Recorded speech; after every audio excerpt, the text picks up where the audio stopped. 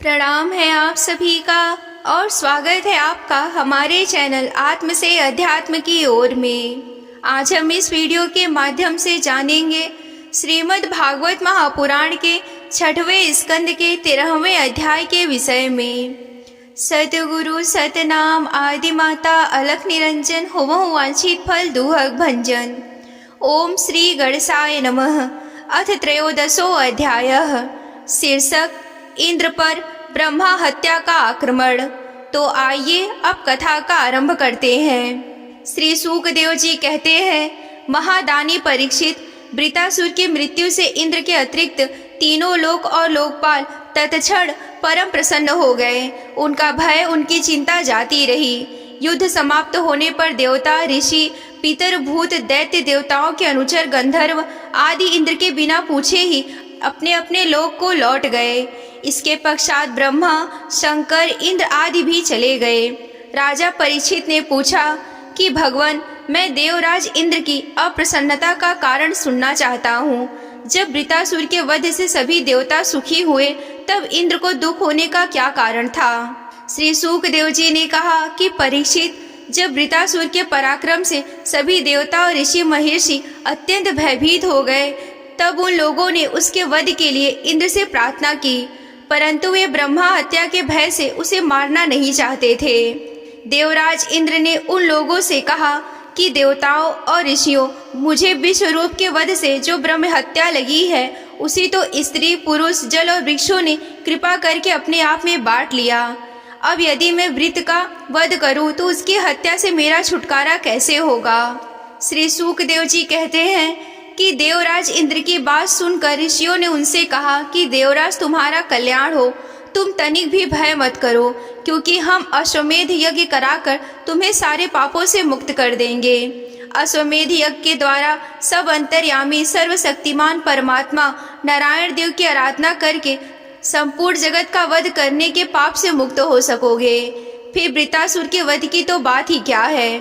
देवराज, भगवान के नाम कीर्तन मात्र से ही पिता, गौ माता, आचार्य आदि की हत्या करने वाले महापापी, कुत्ते का मांस खाने वाले चंडाल, कसाई भी युद्ध हो जाते हैं, कसाई भी शुद्ध हो जाते हैं। हम लोग अश्वमेध नामक महायज्ञ का अनुष्ठान करेंगे।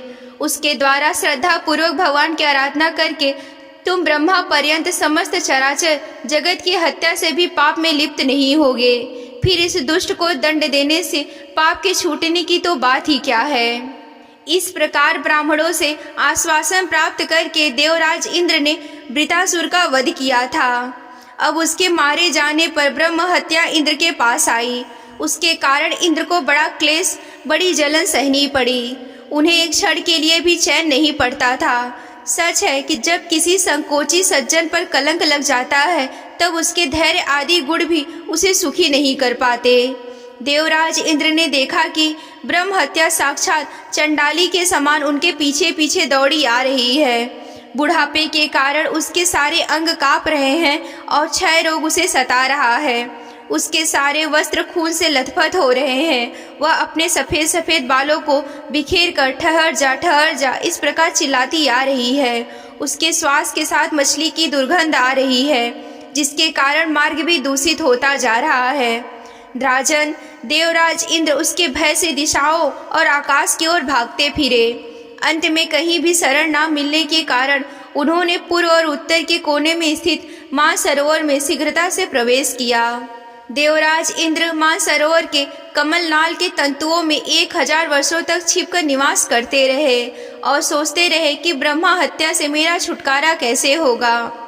इतने दिनों तक उन्हें भोजन के लिए किसी भी प्रकार की सामग्री ना मिल सकी, क्योंकि वे अग्नि देवता के मुख से भोजन करते हैं और अग्नि देवता जल के भीतर कमल तंतुओं में नहीं जा सकते थे। जब तक देवराज इंद्र कमल तंतुओं में रहे, तब तक अपने विद्या, तपस्या और योग बल के प्रभाव से राजा नहुष स्वर्ग का शासन करते रहे। परंतु जब उन्होंने संपत्ति और ऐश्वर्य के मद से अंधे होकर इंद्र पत्नी सची के साथ अनाचार करना चाहा, तब सची ने उनसे ऋषियों का अपराध करवाकर उन्हें श्राप दिलवा दिया, जिससे वे सांप हो गए। तदंतर जब सत्य के परम पोशाक भगवान का ध्यान करने से इंद्र के पाप नष्ट प्राय हो गए, तब ब्राह्मणों के बुलाने पर वह पुनः स्वर्गलोक में गए। कमल वन बिहारिणी विष्णु पत्नी लक्ष्मी जी इंद्र की रक्षा कर रही थी और पूर्वोत्तर दिशा के अधिपति रुद्र ने पाप को पहले ही निस्तेज कर दिया था, जिससे वह इंद्र पर आक्रमण नहीं कर सका।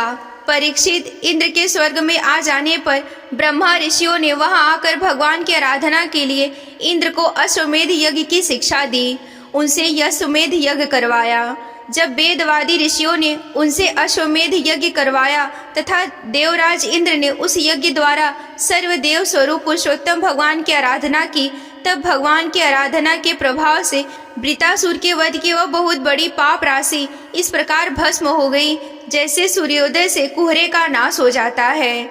जब मरीचि आदि मनुष्यों ने उनसे विधि पूर्वक अश्वमेध कराया, तब उसके द्वारा सनातन पुरुष यज्ञपति भगवान की आराधना करके इंद्र सब पापों से छूट गए और पूर्वत फिर पूजनीय हो गए। परीक्षित, इस श्रेष्ठ आख्यान में इंद्र की विजय, उनकी पापों से मुक्ति और भगवान के प्यारे भक्त वृतासुर का वर्णन हुआ। इसमें तीर्थों को भी तीर्थ बनाने वाले भगवान के अनुग्रह आदि गुणों का संकीर्तन है। यह सारे पापों को धो बहाता है और भक्ति को बढ़ाता है। बुद्धिमान पुरुषों को चाहिए कि वे इस इंद्र संबंधित आख्यान को सदा सर्वदा पढ़े और सुने। विशेषतः पर्वों के अवसर पर जो अवश्य इसका सेवन करें। यह धन और यश को बढ़ाता है, सारे पापों से छुड़ाता है, शत्रु पर विजय प्राप्त कराता है तथा आयु और मंगल की अभिवृद्धि कराता है। यहीं पर श्रीमद् भागवत महापुराण के 6वें स्कंद का 13वां अध्याय समाप्त होता है। अगर आप श्रीमद् भागवत महापुराण की कथा में रुचि रखते हैं और विस्तार पूर्वक वर्णन यूं ही सुनना चाहते हैं, तो हमारे चैनल को सब्सक्राइब कर लें। ये अध्याय आप सभी को कैसा लगा हमें कमेंट करके बताएं। आज के वीडियो में बस इतना ही। मिलते हैं अगले वीडियो में। तब तक के लिए आप सभी को जय आदि शक्ति भोलेनाथ जी। हर हर महादेव।